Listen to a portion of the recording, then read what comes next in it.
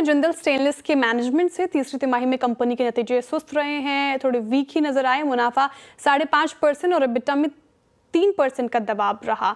Margin भी देखें तो 1.5% गिरे हैं, हालांकि रेवेन्यू में 8.5% की ग्रोथ तो दिखी है। नतीजों और ग्रोथ आउटलुक पर बातचीत करने के लिए हमारे साथ जुड़ रहे हैं कंपनी के ग्रुप CFO और ED अनुराग मंत्री जी। Anurag ji, very good morning, स्वागत है आपका CNBC आवाज़ पर। और सर, पहला सवाल तो ये रहेगा कि मार्जिन पर थोड़ा दबाव देखने को मिला है, कोई खास वजह रही इसकी? तो श्रेया, मार्जिन पे दो इम्पैक्ट रहे। एक तो जो हमारा प्रीमियम एक्सपोर्ट मार्केट्स हैं, जो यूरोप एंड US, तो Europe, most of the European economies are right now under pressure, so European economies are not growing. So Europe के एक्सपोर्ट बहुत सबड्यूड रहे एंड सेकंड US मार्केट्स भी नीचे रहे। उसमें एक और इम्पैक्ट था, जो समुद्री भाड़ा है वो बहुत इंक्रीज रहा, क्योंकि बीच में वेस्ट एशिया वॉर हो गई और रेड सी के थ्रू जो लंबा रूट लेना पड़ा रेड सी क्राइसिस के कारण, उसके कारण समुद्री भाड़ा भी ज्यादा रहा। इसके चलते हमने हमारे एक्सपोर्ट एक्चुअली 26% गिरे हैं इस साल। अगर एज कम्पेयर टू, अगर मैं ऑन ए 9 मंथ बेसिस पे देखूं तो 9 वर्सेज लास्ट ईयर 9 मंथ। लेकिन डिस्पाइट हमने, आपने देखा होगा कि 8% की वॉल्यूम ग्रोथ दी है, क्योंकि हम मार्जिन पुश करते, वॉल्यूम पुश कर सके इन द डोमेस्टिक मार्केट, जो कि हमारी क्योंकि फ्लेक्सिबल स्ट्रेटेजी है और हम कुछ नए सेगमेंट्स को कैप्चर कर चुके हैं, लाइक जैसे प्रोसेस इंडस्ट्री में एथेनॉल है, या पाइप एंड ट्यूब के industrial pipe and tube segment है, लिफ्ट एंड एलिवेटर सेगमेंट है। इसके चलते हमारे वॉल्यूम्स स्टिल बढ़े हैं। तो अगर मैं देखूं तो जियोपॉलिटिकल, अगर ओवरऑल देखें तो ग्लोबल मार्केट्स क्योंकि अंडर प्रेशर थे, जो इकोनॉमीज एंड बहुत टर्मोइल था, और डोमेस्टिक मार्केट में बहुत डंपिंग हो रही है चाइना की। इसके बावजूद हमने 8% की 8 से 9% की वॉल्यूम ग्रोथ हम इस साल दे पाएंगे, तो which is almost 95% of what we actually guided last quarter.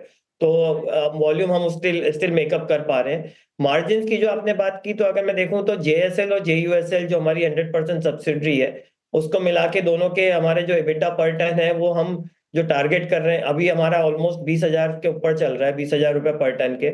हम जो टारगेट कर रहे हैं कि इस साल के एंड में, by March end also we should be able to maintain that 20,000 रुपए पर टन का मार्जिन। तो हमारी जो वो भी, मतलब हम despite the all the challenges, जो हमने फ्लेक्सिबिलिटी रखी है in terms of the capturing the new geographies, capturing the new segments in the domestic market, तो उसके चलते हमारा वो EBITDA का अचीवमेंट भी ऑलमोस्ट 95% जो हमने लास्ट टाइम गाइड किया था उसके है। तो अगर आप बाकी कंपनीज, मेटल कंपनीज और स्टील के मुकाबले देखें, तो हम एटलीस्ट जो हमारी एजिलिटी है उसके कारण हम बेटर कर पा रहे हैं। लेकिन इसमें एक बहुत बड़ा जो सेटबैक हमारे को लग रहा है, वो डोमेस्टिक मार्केट में लग रहा है, क्योंकि डंपिंग चाइना की बहुत, और चाइना की डंपिंग और वियतनाम के थ्रू डंपिंग बहुत ज्यादा है। तो उसको एक हमने गवर्नमेंट को ऑलरेडी एक प्रपोजल, जो DGTR के पास फाइंडिंग गई हुई है, जिसमें 25% सेफगार्ड ड्यूटी की बात की हुई है, तो वो उससे थोड़ा सारे स्टेनलेस स्टील प्लेयर को एक लेवल प्लेइंग फील्ड मिलेगा कंट्री में।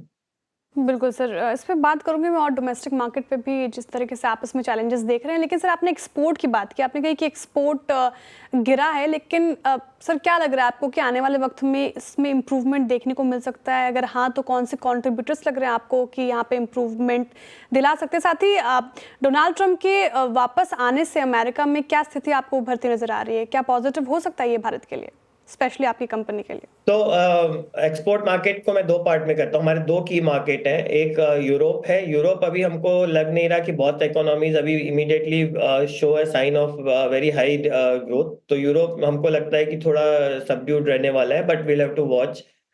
US मार्केट में अगर मैं डिमांड की बात करूं, तो डोनाल्ड ट्रंप के आने से जो सुनने में आ रहा है, जो एक जनरल कंसेंसस है कि he is going to push the infra spend in the US। अगर US में देखेंगे तो डिमांड सप्लाई स्टेनलेस स्टील में गैप है right now, the supply is shorter than the demand. And अगर इंफ्रा का पुश आया तो डिमांड वहां की अच्छी बढ़ सकती है, तो उसके चलते US market can improve better. एक जो, लेकिन दूसरा जो साइड है वो हमको वॉच करना पड़ेगा केयरफुली, बट उसमें दो, जो टैरिफ, जो ट्रम्प टैरिफ की बात हो रही है, बट जस्ट मैं आपको बताता हूँ, Trump tariff already in place है। जब लास्ट टाइम ऐसे जो 25% इंडिया पे टैरिफ लगा था, वो ऑलरेडी इन प्लेस है। अगर उससे और कुछ ज्यादा नहीं बढ़ता है तो, और अगर डिमांड वहां पे बढ़ती है, तो we should be able to capture the market better in US। But अभी थोड़ा अर्ली डेज है, I think we should watch की क्या हो रहा है। लेकिन एक US इकोनॉमी एक रिबाउंड के जो साइन आ रहे हैं, जैसे जॉब डेटा भी वहां का अच्छा आ रहा है, इंफ्रा में अगर पुश हुआ तो उसके चलते यूएस की डिमांड एक हमको एक अच्छा साइन हो सकता है कैप्चर करने का। सर आपने बहुत खुल के जवाब रखा, लेकिन बहुत मन था मेरा और आपसे बात करूं, लेकिन समय इजाज़त दे नहीं रहा। बहुत बहुत शुक्रिया सर हमारे साथ जुड़ने के लिए और अपने तमाम सवालों के जवाब देने के लिए, और all the best upcoming quarters के लिए। बहुत शुक्रिया सर। धन्यवाद।